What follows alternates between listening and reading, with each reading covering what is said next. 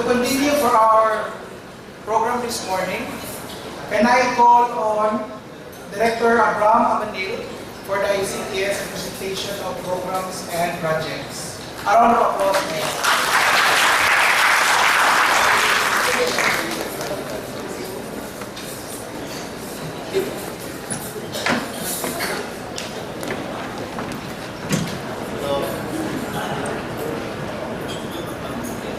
Hello, good morning. Kalamihan sa inyo yung mga IT hosts na meet ko na last week sa ICT Summit. So medyo may kunting repetition itong presentation ko, pero more focused towards 2018 and 2019 natin na operational concerns. Yung ICT Summit was really more of kung ano yung vision natin for the next 5 years, yung roadmap natin for this current administration. And this activity is actually the first of its kind. No? First to na ginagather natin lahat ng mga program coordinators sa strand ni USEC Alain Aswa.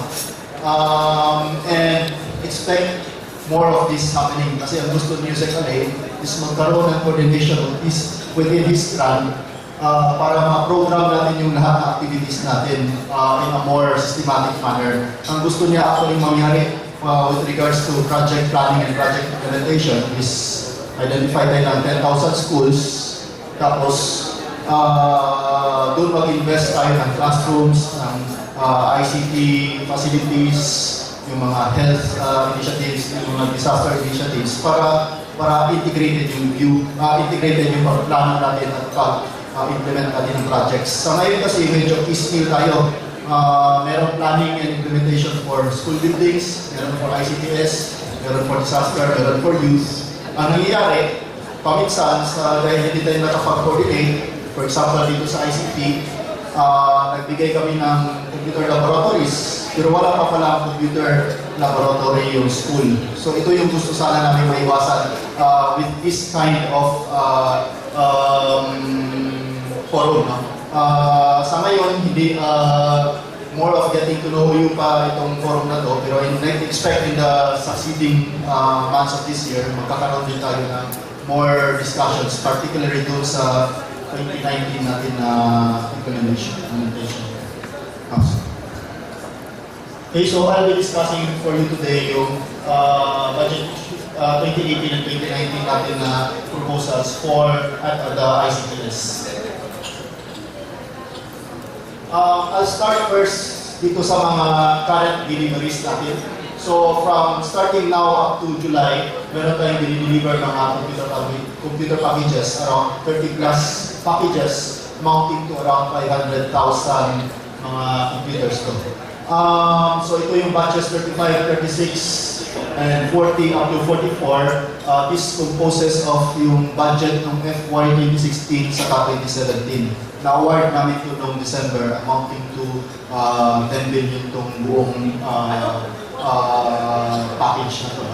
So, ito yung mga packages for batch 35 and 36. Ito yung para sa junior and senior high schools. May dalawang configurations.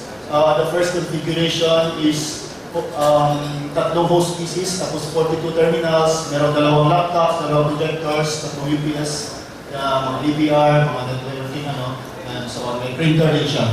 Yung sa second configuration, dalawang host PC lang siya, tapos 42 terminals. So tinaasan namin yung requirements nito host PC para ma-meet sana yung usage ng sa 42 terminals. And we will be expecting feedback sa inyo kung magkakaroon to ng mga problema itong mga configurations na pinapadala namin. Okay, so ongoing yung deliveries niya. For batch 40, ang deliver dito, this is catered towards the kinder and grade 3. So ito yung laptop sa isang interactive projector with media speaker. Batch 41 is targeted for junior high school.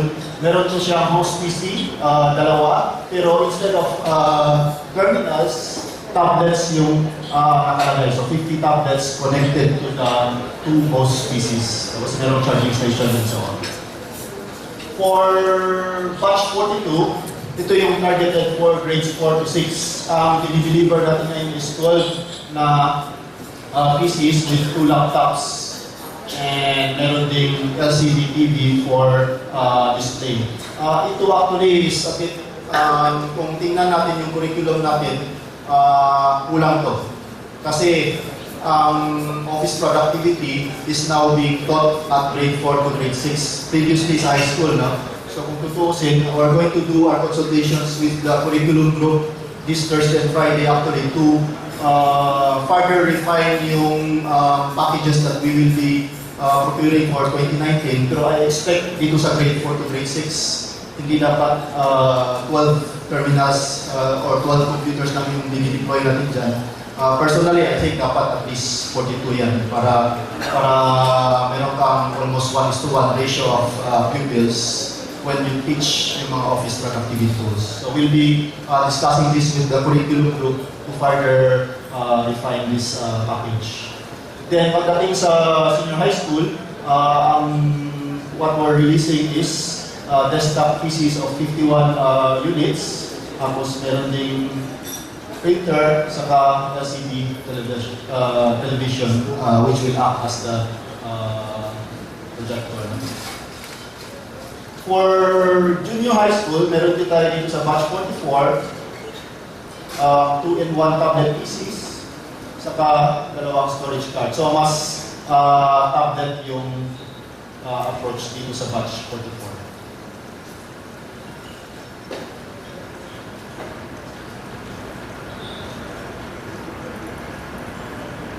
Okay, so for 2018, meron tayong 36,000 packages. Yun yung diniscuss ko kanina, funded under the 2016 and 17 budget actually.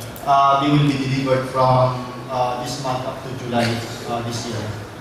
For 2018, magpo-procure din kami ng mga standalone PCs, mga around 220. And pagdating ng 2019, we will be we're proposing na magkaroon tayo ng around 3,000 packages for the thin clients. So both for elementary and junior high school. Tapos pagdating sa senior high school, we will be proposing for 475 packages for the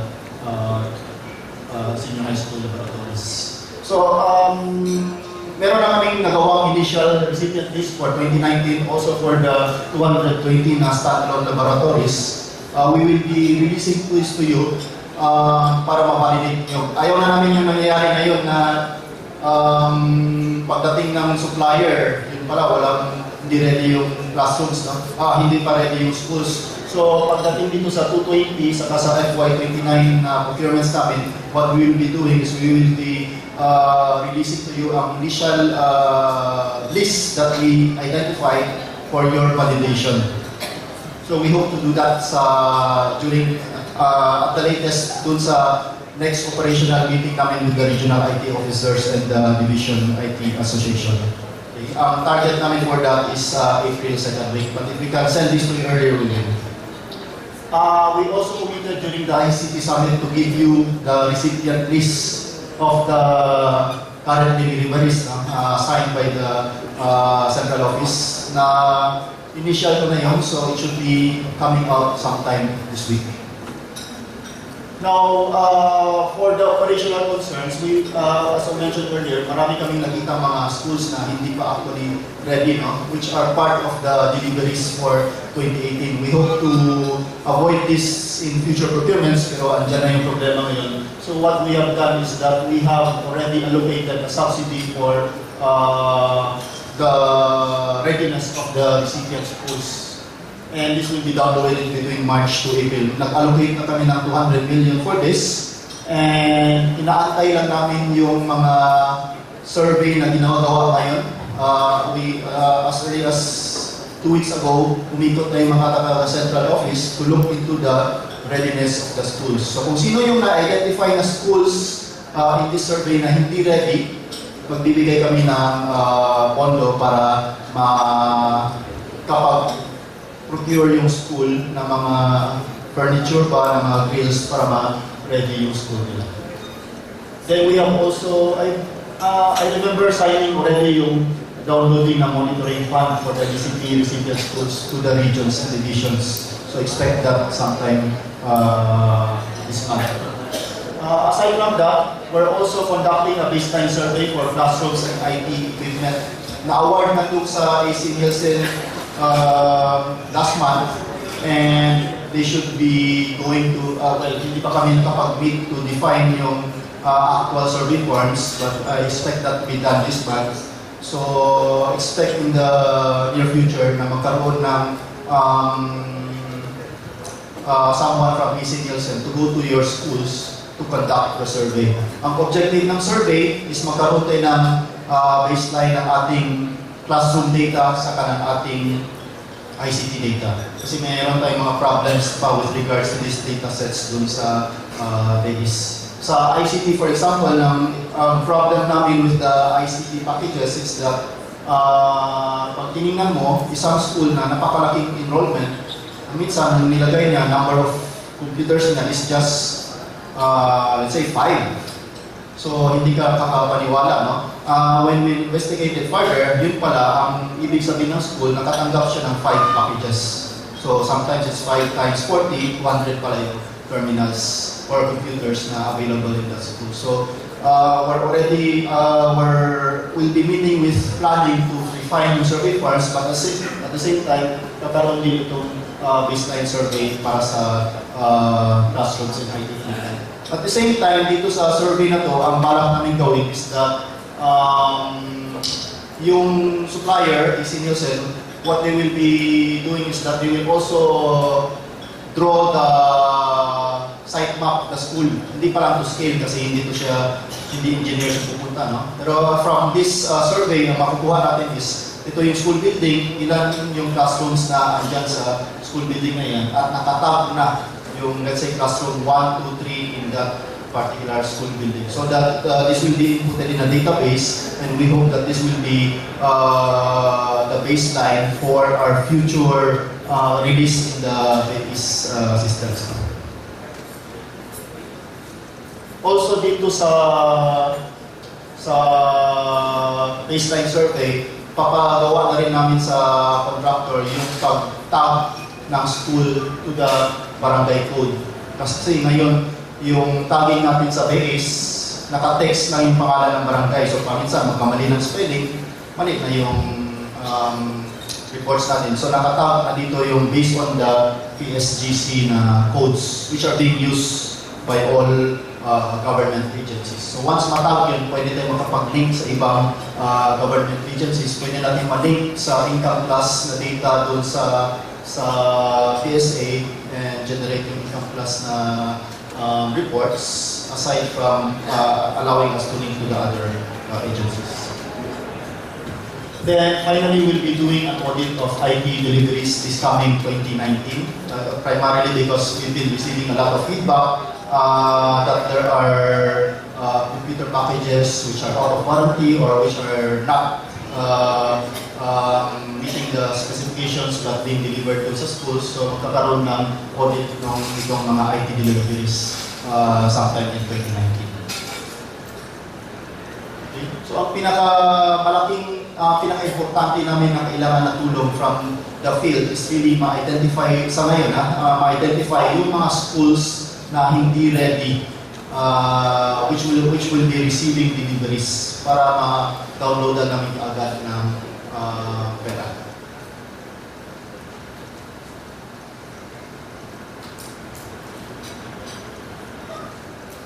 Ngayon, we are also procuring for the e-textbooks this 2018. E-textbooks is really a package of 50 tablets plus 1 laptop and networking equipment. Ang concept nito is meron kang 50 tablets sa bawat classroom, and tablets will be accessing the laptop for the mga textbooks nila, particularly sa senior high school. Kasi nakailang field reading na yung mga textbook natin sa senior high school. So we plan to put this into electronic format in the laptop para ma-access ng ating mga tablets at hindi na nahirapan yung mga bata. natin sa senior high school. Minimize that.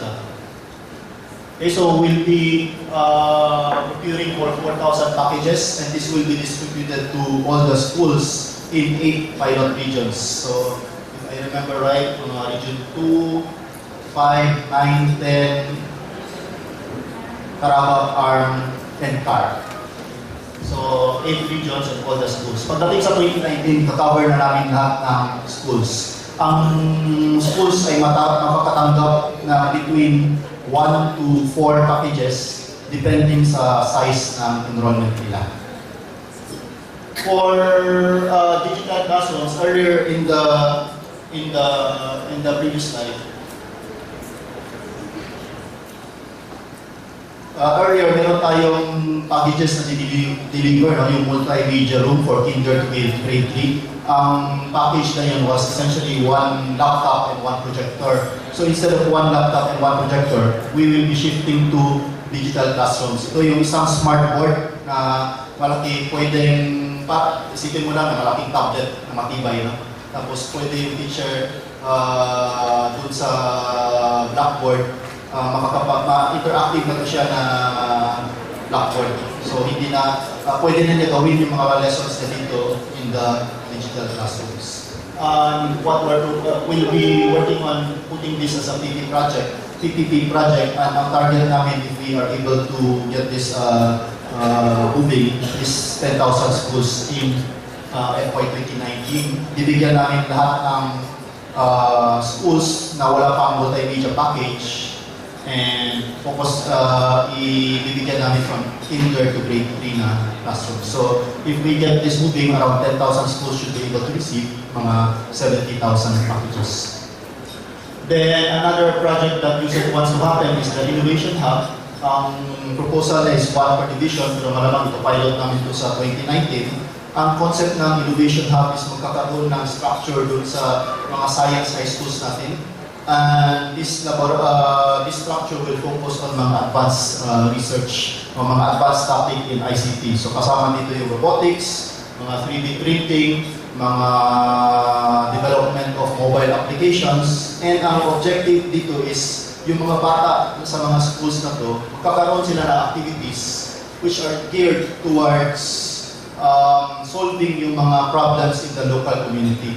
So kung yung community mo ay agriculture, yung mga projects mo sa robotics will be focused towards kung paano magawa ng mga robots or machines to solve yung mga problems in agriculture. Like magkaroon ka ng robot to sort yung mga harvest or to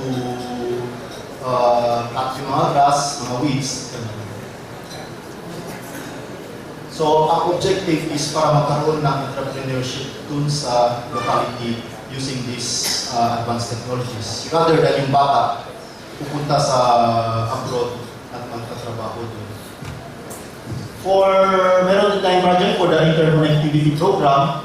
Previously, ang interconnectivity program was downloaded to the schools. Mga 48,000 per year per school. Ang gagawin namin this year is i-procure namin centrally. And ang focus namin will be just on connectivity muna. Wala mo ng internet, no? Most likely, ang mangyayari will be we will be putting up the infrastructure that will allow the schools to connect to the data center ng central office. From here, pwede na natin ma-access yung mga systems natin, like yung BEIS, yung LIS, and we hope na with this project wala tayong hindi na maging mawawalan na tayo ng parating yung internal server error. So ang target namin for FY 2018 is 20,000 schools. Ito din yung 8 pilot regions that will be receiving the e-textbook program. Kaya namin pinili ito kasi ito yung mga areas na mahina yung internet. And then sinabay na namin yung e-textbook program para once nandyan yung e-textbooks and yung mga laptops nila, meron yung infrastructure for us to be able to update yung mga learning resources that are being installed in that are being pre-installed in the schools. we are also currently procuring for laptops for the central office, region, division office, and others. So, kasama dito kayo lahat. Kasi essentially, ang priority namin dito is yung mga program coordinators sa Strand USEC. So, itong laptops na to will not be the usual na mabibigat ninyo na laptops. We will be procuring mga high-end laptops. So, almost 5,000 yung procure namin. As saka yung Strand ni USEC ulit, mga program implementers. So, bilang dito yung ITO, yung engineer, yung disaster, saka yung youth coordinators.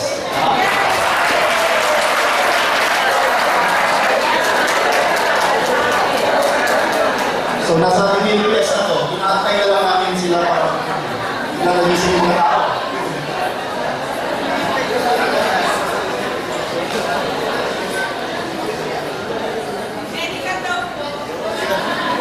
Kasama ko dito ka? Parang ako kasama kayo tayo school health kasi atay naman yung sistema. Tama, diba? George. Kasama yung medical, diba? Pero ito, hindi ako. Oo, kasama yun.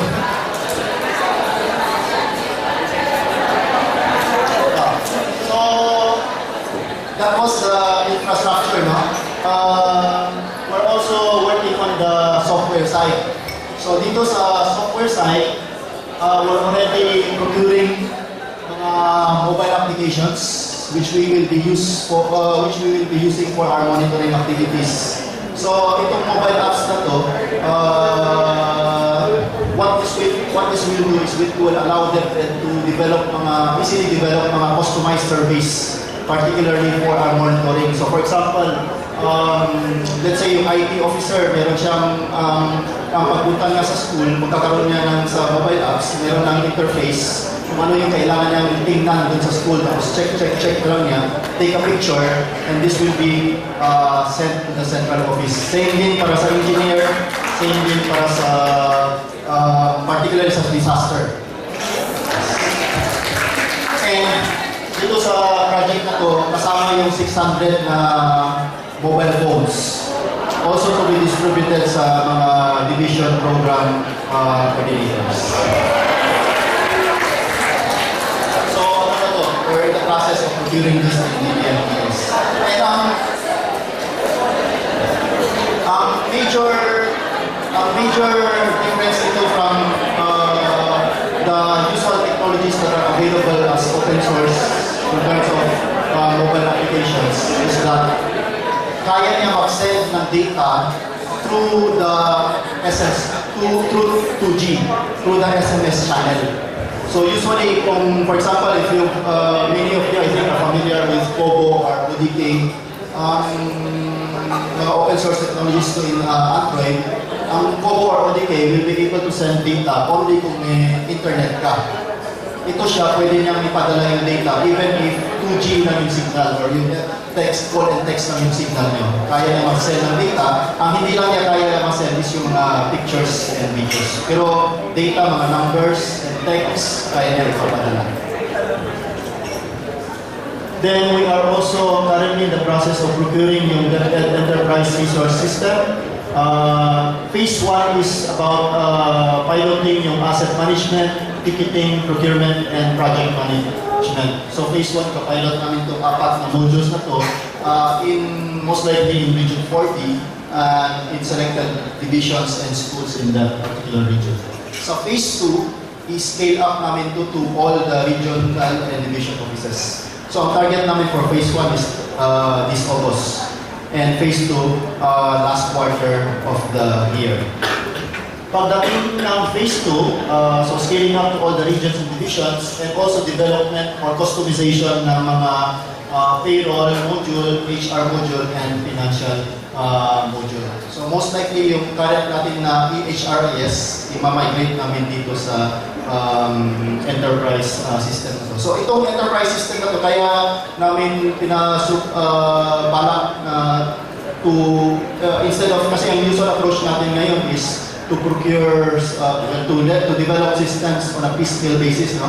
And medyo matagal yung processing, tapos to development, tapos may problems pa tayo with integration. So what we're doing now is we're procuring an off-the-shelf system tapos i-customize lang to the requirements ng department. Ito din actually yung current trend ng most of the corporations. Kumukuha lang sila ng off-the-shelf na ERP and it is just customized to the requirements of yung respective organizations nila. So what we're expecting yung mga players who will most likely bid to this is mga pangalan na, for example, mga SAP, Oracle, Microsoft, and these really big software companies which have very well-established names in terms of providing this kind of services to major corporations, not just in the Philippines, but all over the world. So, aalis na tayo from the usual approach na nagre-rely tayo sa foreign funded na grants to develop isang system lang or two.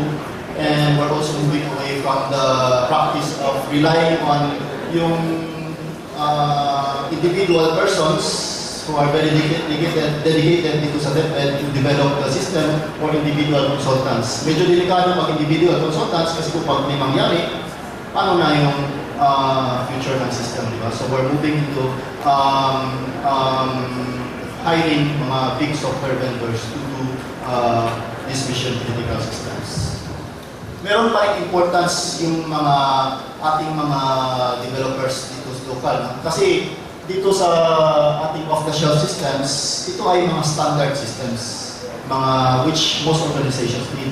But pagdating sa innovations, mga specific needs sa education sector, I still think there will be a need for yung mga local tao natin to experiment and to innovate, developing their own local systems that we can see later on can be scaled up. Actually, yun yung purpose talaga ng ICT Summit namin last week to recognize people who have been innovating and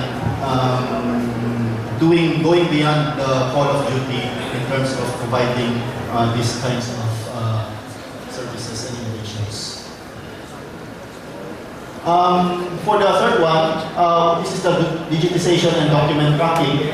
Currently, we also have a project which we are also starting to procure with DBMPS to digitize all the sensitive documents ng central office. So kasama dito yung mga school titling, mga records, iba mga records ng central office. Kukuha kami ng external party, sila na yung mag-scan ng mga documents na to, tapos i-upload nila sa isang document tracking system that we will eventually use central office-wide. And if this works out, we'll also see about using this dun sa regions and divisions. So for FY 2018, sa central office muna yung digitize namin the documents. For FY 2019, we're looking at digitizing also the documents in the regions and divisions. Onwards, we hope to even go down to the school level. Ang panaginip ko talaga is ma-digitize yung mga permanent records para kung may mangyari man sa school, di ba? For example, yung maalala ko yung sa Cagayan de Oro, yung Sendong, maraming schools na na-wash out and yung mga records nawawala. So kawawa yung mga bata later on when they have to show this when they are in need of these records. Then we are also preparing for a geographic information system. Objective nito is to get an enterprise-grade GIS software. Hindi na tayo mag-rely doon sa Google, and if you'll notice, yung Google na project dati in the previous administration, meron ibang points na tama namang yung coordinate, pero pagdating sa maps, nasa dagat. No? So, in this case, what we'll be getting is enterprise-grade GIS para hindi na magkakaroon ng ganitong klaseng strange coordinates. And ang objective din namin, ang marami ding mga applications to, no? For example, in the tablet project natin, yung e-textbook projects, what we plan to do is magkakaroon din yan ng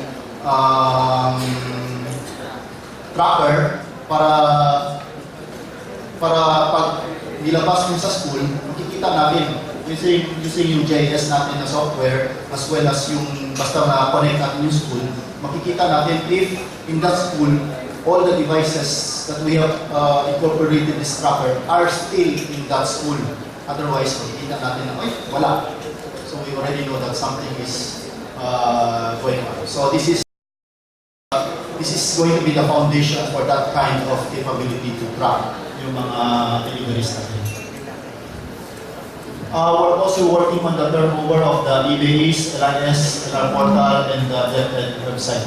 So for EBAs, plano namin for June is that what we will be releasing is magkaroon tayo ng offline version kasi in recognition of that many of our schools still do not have internet connection. And even yung connectivity project natin, mangyayari lang yan if we are able to meet all our timelines, mangyayari at the last quarter of this year pa.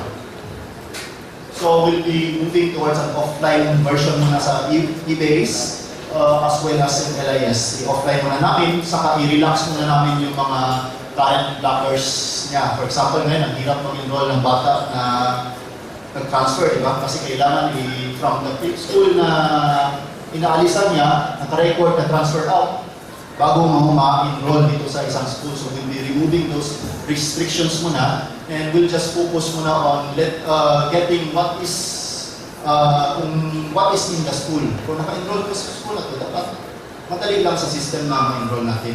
And kung merong policies which are being violated, such as yung age requirement ng kinder and grade 1, magkakaroon lang ng report generation so that the division can properly monitor these particular schools.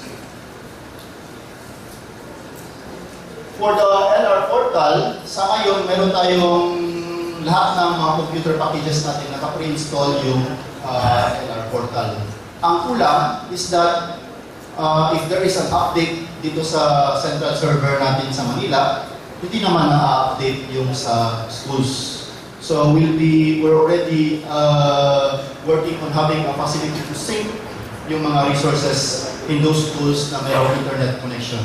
Tapos kung wala pang internet connection, we're also developing a facility na yung IT or whoever is in charge of visiting the schools, meron ng USB, kakabit lang sa packages natin, tapos maano na yan, i-update na yan yung LR portal in the schools. So the LR portal will become even more important in the succeeding years. No? Doon pa lang sa e-textbook project natin, yun lang yung maging portal for where the tablets will be able to get their resources. So we're focusing on designing yung mga facilities to update itong LR portal para doon na isang website na lang yung titingnan ng ating mga teachers and mga students in terms of getting whatever resources they need for their activities. For the DepEd website, what we plan to do is currently it's in the base servers now, so we'll be migrating it sa cloud para mas better yung performance level nito. Plano namin sa DepEd website is magkakaroon tayo ng website din bawat region and division. Magbibigay kami ng space sa inyo and so for example, merong region1.deped.gov.ph, bigyan na namin kayo ng official URL and merong magkaroon din to ng official template ng bawat that will be more or less standard sa lahat ng offices natin. And then we will be training the ITOs most likely sabay namin to sa release ng BAIS. We will be training the IT officers in terms of managing this the templates for your regions and divisions. Ang content, syempre, magagaling sa ibang offices. Then itong Microsoft country license, we're procuring for this one also, and marami to siyang components, no? Yung first component niya is it will allow us to country license for all our devices. Sa ngayon kasi, DepEd, when we want a license with Microsoft, we procure on a per device basis, so per host PC, per terminal, per tablet, per laptop. We procure tayo ng license for that. And we get really cheap rates dahil we are a government institution and we are an education institution. But what we plan to do dito is, meron tayong country license, automatic, lahat ng devices natin will be licensed na sa Microsoft. Pangalawa, mga bata natin, when they access yung O365 na web-based, will also have essentially license na will also be authorized to access this the web-based Microsoft packages. So hindi na nila kailangan bili ng mga parented software para makagamit ng Microsoft. So lahat ng estudyante will be given access to this. And also very important itong Microsoft country license for us kasi it will be nandito yung pillars actually with our software strategy, no? One is the single sign-on. Ang objective nito single sign-on project is that lahat ng systems natin isa lang yung username natin and it will be our email account and yung password. So isang email account lang, isang password lang yung i-memorize ninyo for all the systems in this. So as soon as we migrate into the Microsoft single sign-on system. Then we're also, part of this country license is also yung cloud hosting services. So very important to kasi sa ngayon, yung mga servers natin ay nasa central office.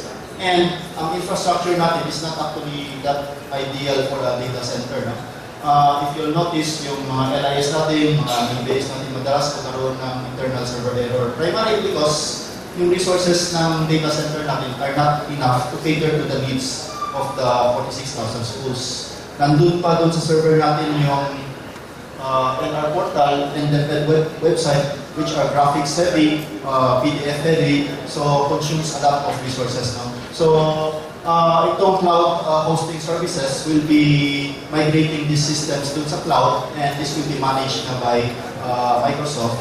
And for those ITOs who have already tried yung mga cheap na cloud services, you'll notice na even yung mga napakamura na services which are just worth 5,000 for the whole year, mas maganda yung services nila compared dun sa data center natin sa central office. So we'll be getting, we'll be moving towards cloud na in terms of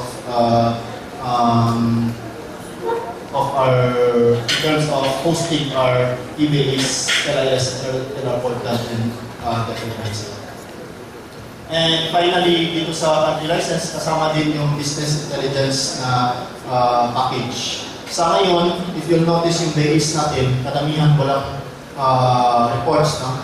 Primarily dahil nag-rely tayo sa highly technical na programmers na medyo may kapagahan mag-develop ng software.